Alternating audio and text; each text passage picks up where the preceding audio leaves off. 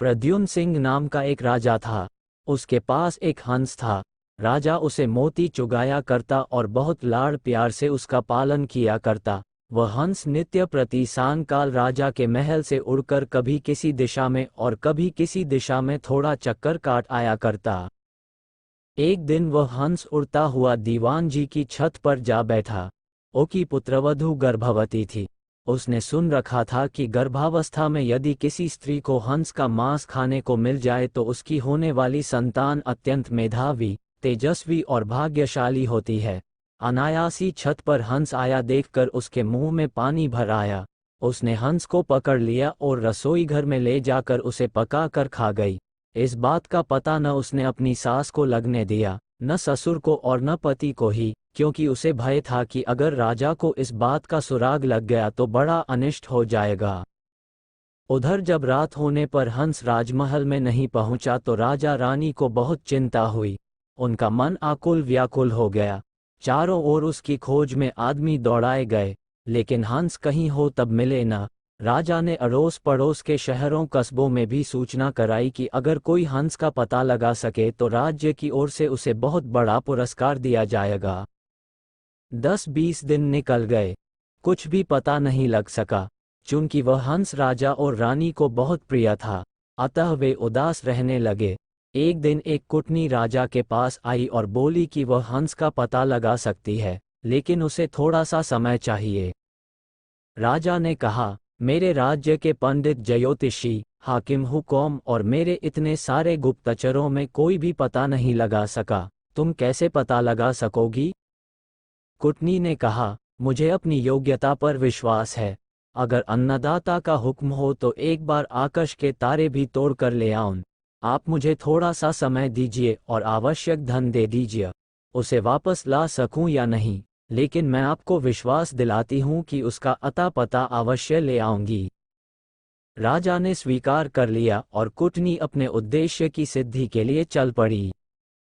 सबसे पहले कुटनी ने ये पता लगाया कि शहर के धनिक घरों में कौन कौन स्त्री गर्भवती हैं। उसे पता था कि गर्भावस्था में किसी स्त्री को यदि हंस का मांस मिल जाए तो वह बिना खाए नहीं रहेगी। साथ ही यह भी जानती थी कि साधारण घर की कोई स्त्री राजा का हंस पकड़ने का साहस नहीं कर सकती। खोजते खोजते उसे पता लगा कि दीवान की पुत्रवधू गर्भवती है। अतः उसके मन में संदेह हो गया कि हो सकता है राजा का हंस उड़ते उड़ते किसी दिन इनके घर की छत पर आ गया हो और गर्भावस्था में होने के कारण लोभवश ये स्त्री उसे खा गई हो। कुटनी ने सोचा, किसी भी स्त्री के साथ निकटस्थ मैत्री करने के लिए उसके पीहर के हालचाल जानना आवश्यक है। इसलिए कुटनी उसके पीहर के गांव पहुंची। वहां जाकर उसने पीहर वाले सारे लोगों के नाम धाम तथा उनके घर में बीती हुई खास खास पुरानी घटनाओं की जानकारी ली।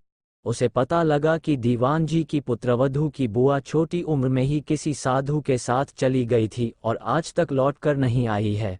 उसने सोचा, अब दीवान जी के घर जाकर उनकी पुत्रवधू की बुआ बनकर भेद लेने का अच्छा अस्त्र अपने हाथ आ गया।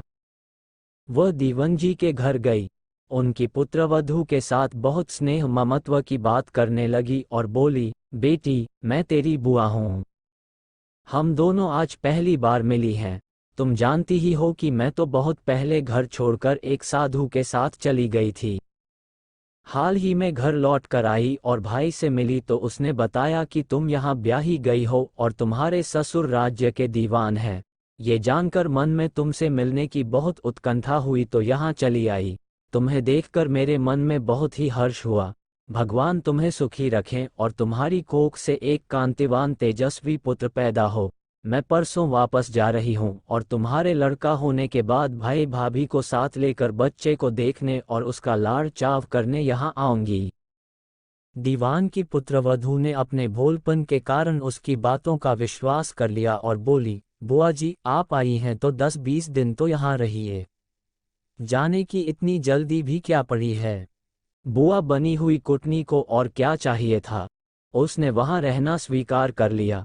थोड़े ही दिनों में बुआ भतीजी खूब हिल मिल गई। एक दिन बातों ही बातों में बुआ जी ने कहा, बेटी, गर्भावस्था में किसी स्त्री को अगर हंस का मांस खाने को मिल जाए तो बहुत अच्छा परिणाम निकलता है।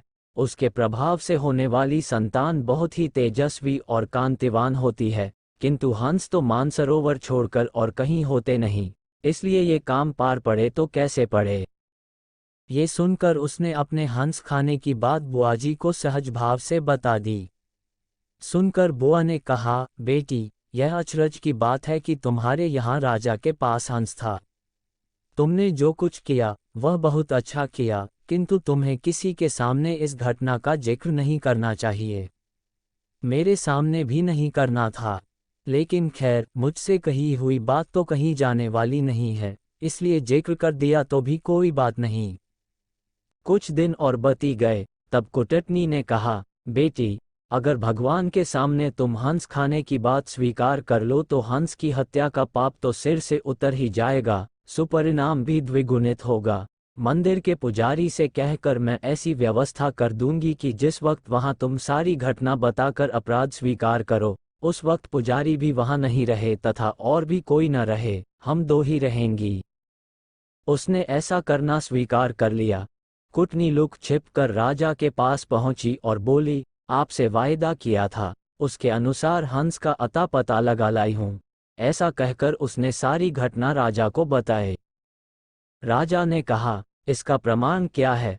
वह बोली, फलां दिन आप मंदिर में आ जाएं और हंस खाने वाली स्त्री की स्वीकारोक्ति स्वयं अपने कानों सुन लें। राजा ने ऐसा करने की हाँ भर ली।